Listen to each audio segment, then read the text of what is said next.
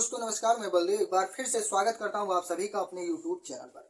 उत्तर प्रदेश से बहुत बड़ी खबर आ रही है। उत्तर प्रदेश की राजनीति से ओम प्रकाश राजभर की पार्टी से लगातार जो बड़े बड़े नेता हैं वो पार्टी को छोड़ रहे हैं। हालांकि ओम प्रकाश राजभर की पार्टी 2-3 जिलों में काफी मजबूत है, इसमें दो राय नहीं है, और 2-3 जिलों में राजभर समाज अच्छे खासे वोटर हैं।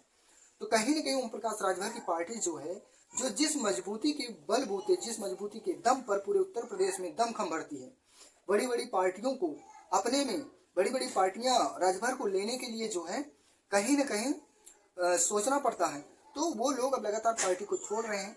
जब पार्टी मजबूत कब होती है? कार्यकर्ता और पार्टी के बड़े पदाधिकारी जो मजबूत होते हैं, जिनका जो है जनता में पकड़ होता है, लोगों में पकड़ होता है, पैसा होता है, बाहुबल होता है, उन्हीं से पार्टियां चलती हैं।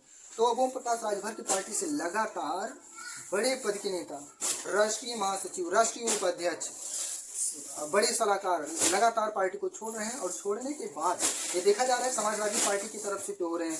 तो यहाँ पे देखिए, अगर समाजवादी पार्टी की तरफ जा रहे हैं तो ओम प्रकाश राजभर जिस तरीके 2022 में विधानसभा चुनाव लड़े, समाजवादी पार्टी के साथ मिलकर चुनाव लड़े थे, फिर उन्होंने छोड़कर भारतीय जनता पार्टी के साथ चले गए।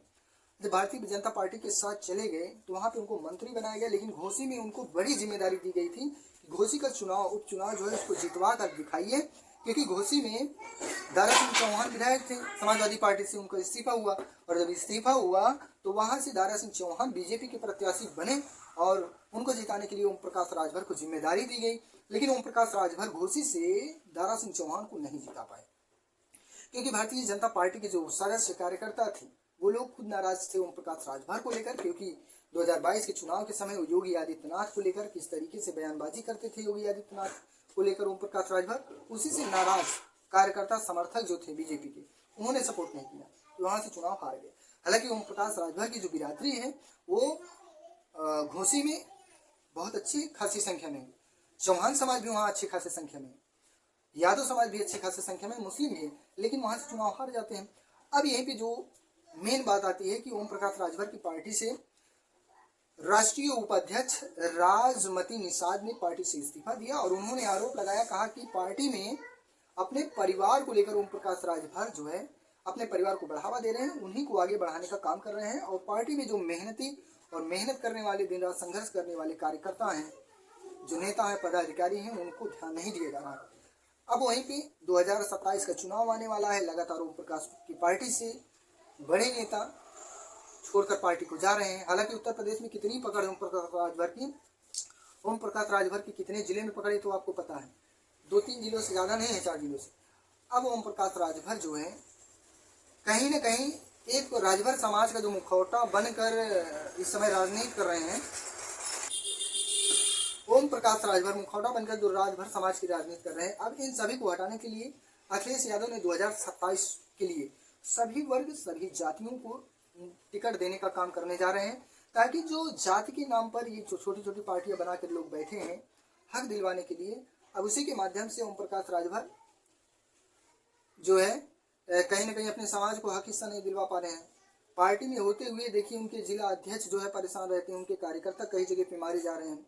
ये सुनीता राजभर का भी आरोप रहा। हालांकि सुनीता राजभर जो है कुछ दिनों पहले ही पार्टी को छोड़ी थी, ओम प्रकाश राजभर की पार्टी को। तो यहाँ पे आप लोग देखे होंगे कि अपने बयानों के जरिए सोशल मीडिया पे बने रहते हैं, मीडिया में बने रहते हैं ओम प्रकाश राजभर। तो अब अखिलेश यादव ने इनकी तोड़ को निकाल लिया कि वो राजभर समाज का जहाँ ज़्यादा वोटर है वहाँ पे राजभर समाज के किसी नेता को लड़ा दो, ऐसे करके 2-3-4 नेता को लड़ा देंगे। अब वहीं पे निषाद समाज के जहाँ पे वोटरों की संख्या ज़्यादा है वहाँ निषाद समाज को लड़ा दो, जहाँ पाल समाज की संख्या ज़्यादा वहाँ पाल को लड़ा दो, जहाँ विश्वकर्मा समाज की संख्या वहाँ 1-2 विश्वकर्मा लड़ा दो, जहाँ प्रजापति समाज के वोटर संख्या ज़्यादा वहाँ उनको लड़ा दो। यानी कि सभी जातियों की गोलबंदी करने के लिए रणनीति तय की। तो ये जो है अखिलेश यादव जो फार्मूला तय कर रहे हैं, ये कभी मुलायम सिंह यादव ने एक बार शुरुआती दौर में, जब पूर्ण बहुमत की सरकार आने से पहले, पूरी तरीके से इसी समीकरण पे काम किए थे, जिसमें उत्तर प्रदेश के कई ऐसी पिछड़ी जातियों के नेताओं को विधायक, मंत्री, एमएलए, एमएलसी तक बना दिए थे मुलायम सिंह यादव जी ने। तो वहीं से जो है एक मजबूत हथकंडा बना था। नहीं तो उत्तर प्रदेश में जो है यही कांग्रेस और बीजेपी के अलावा कोई तीसरी पार्टी थी ही नहीं। बाद में जब ये दोनों उभरे तो वहीं उसी में मायावती भी आ गई। लगातार जो है बहुजन यानी कि ओबीसी और एससी यानी कि दलित और बैकवर्ड की राजनीति शुरू हो गई। और वहीं से जो है अखिलेश यादव वही फार्मूले पे चल रहे हैं। जिस तरीके से मुलायम सिंह यादव बहुत पहले जो है सभी जातियों के लोगों को, जो जिनके पास पैसा नहीं हुआ करता, जिनके पास गाड़ी साधन नहीं थी, उनको भी जो है विधायक के पद तक पहुंचा दिए थे, मंत्री बना दिए थे।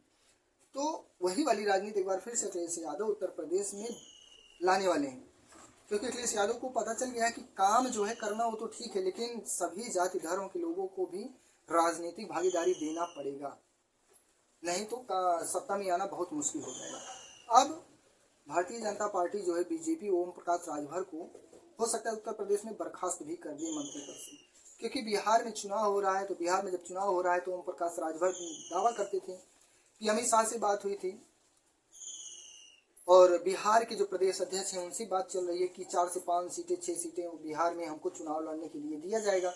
लेकिन हालांकि अंत में क्या हुआ कि बिहार में जो है गठबंधन ने सभी पार्टियों की सीटों का ऐलान कर दिया, तय कर दिया, नामांकन हो गया और एक भी सीट ओम प्रकाश राजभर को नहीं मिली।